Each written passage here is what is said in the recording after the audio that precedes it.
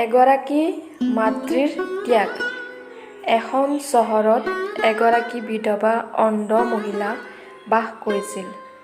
তেওঁৰ এজন পুত্ৰ আছিল। তেওঁৰ লালন পালনৰ সমগ্ৰ দায়িত্ব তেওঁৰ কান্ধত আছিল। পুতেকক শিক্ষিত কৰি মহাপুৰুষ কৰি তুলিব বিচাৰিছিল মহিলাগৰাকীয়ে। গতিকে ল'ৰাটোক চহৰৰ শ্ৰেষ্ঠ স্কুলত নামভৰ্তি কৰিলে। তেওঁ দিনে নিশাই কঠোৰ পৰিশ্ৰম কৰিছিল যাতে তেওঁৰ ল'ৰা স্কুলৰ মাচুল দিব পাৰে। ল'ৰাটোৰ স্কুলৰ ল'ৰা-ছোৱালীয়ে মাকৰ কথা জানিছিল। অন্ধ মানুহৰ পুত্ৰ বুলি আটাইকেইজনে জোকাইছিল। এই কথাত ল'ৰাটো বৰ বিচলিত হৈ পৰিছিল। মাকক লৈ তাৰ লাজ লাগিছিল। মাকৰ লগত কলৈকো যাবলৈ সি লাজ কৰিবলৈ ধৰিলে। ল'ৰাটো ডাঙৰ হৈ চহৰত ভাল চাকৰি এটা পালে। সি মাকক প্ৰতিশ্ৰুতি দিলে যে সি চহৰত ঘৰ এটা লৈ মাকক নিবলৈ আহিব। কিন্তু তেওঁ নগৰলৈ গ'ল। তাৰ পিছত পুনৰ উভতি নাহিল। তাৰ অন্ধ মাকে তাৰ বাবে অপেক্ষা কৰি থাকিল। কেইবামাহো পাৰ হৈ গ'ল। ল'ৰাটোৰ কোনো খবৰ নাছিল। অন্ধ মাতৃগৰাকী থাকিব নোৱাৰি পুত্ৰক লগ কৰিবলৈ চহৰ পালেগৈ। মানুহক সুধি সুধি তেওঁ পুত্ৰৰ অফিচ পালেগৈ। তাত নিৰাপত্তাৰক্ষীয়ে তেওঁক ৰখাই দিলে।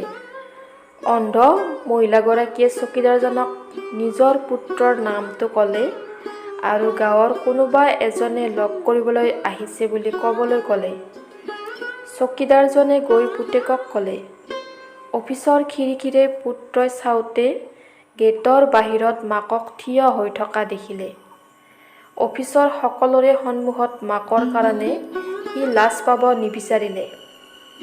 সেইবাবে চকীদাৰজনক অফিচত তেওঁ নাই বুলি ক'বলৈ ক'লে। অন্ধ মহিলাগৰাকী তাৰ পৰাই গুচি গ'ল। সন্ধিয়া ল'ৰাটো অফিচৰ পৰা ওলাই আহিল ঘৰলৈ যাবলৈ। বাটত এঠাইত প্ৰচণ্ড ভিৰ গোট খাইছিল। গাড়ীখন ৰখাই ৰাইজৰ ওচৰ পাওঁতে মাকক ৰাস্তাৰ মাজত নিহত হৈ থকা দেখিলে। তেওঁৰ হাতত এখন চিঠি আছিল, য'ত লিখা আছিল, পুত্ৰ, বহুদিন হ'ল তোমাৰ খবৰ পোৱা নাই। মই চিন্তিত হৈ পৰিছিলোঁ। সেয়ে তোমাক লগ কৰিবলৈ আহিছিলোঁ। তুমি এতিয়া ডাঙৰ মানুহ হৈ পৰিছা।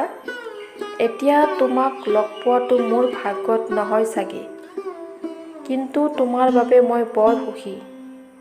তুমি কেৱল তোমাৰ সপোনেই নহয়, মোৰ সপোনটো পূৰণ কৰিলা। তোমাৰ অগ্ৰগতি মই চকুৰে দেখা নাপাওঁ বুলি দুখ পাইছোঁ। যদিহে শৈশৱত ৰিবাৰটো তোমাৰ চকুত নোসোমাল হয় আৰু মই তোমাক মোৰ চকু দুটা দিব লগা নহ'ল হয়, তেতিয়া তোমাৰ অগ্ৰগতি নিজ চকুৰে দেখি মই শান্তিৰে মৰিলো হয়। তোমাৰ অন্ধ মা। এইখিনি পঢ়ি ল'ৰাটোৱে তিক্তভাৱে কান্দিবলৈ ধৰিলে। যাৰ বাবে তেওঁ লাজ পাইছিল, সেই অন্ধ মাতৃগৰাকী তেওঁৰ বাবে কিমান ডাঙৰ ত্যাগ কৰিছিল। আত্মদোষেৰে ভৰি পৰিছিল আৰু গোটেই জীৱন নিজকে ক্ষমা কৰিব পৰা নাছিল। বন্ধু-বান্ধৱীসকল, যদি ভিডিঅ'টো ভাল লাগিছে তেনেহ'লে লাইক, শ্বেয়াৰ আৰু ছাবস্ক্ৰাইব কৰি দিব।